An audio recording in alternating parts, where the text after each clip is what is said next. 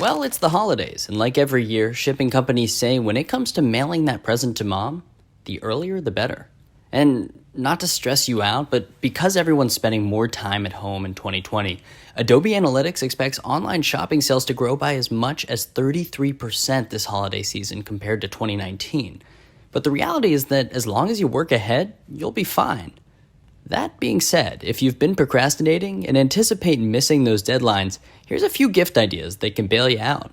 For one, if you're online shopping, make sure you're using deal hunting and price comparison sites like Wikibuy, Honey, Retail Me Not, and Student Beans if you're in school.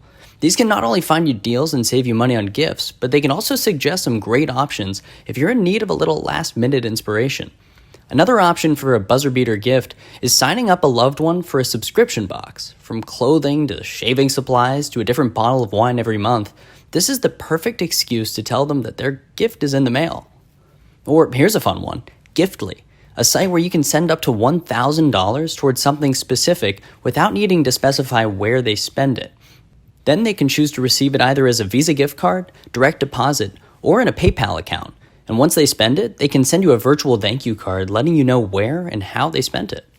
If you want to be more specific, but you're not 100% sure of their sizing or style preference, check out giftnow.com. You can select an item that you want to buy for them, then the gift is sent to their email, and from there they can pick the size, color, or specifications before it ships, or if they don't like it, they can swap it out for something else entirely.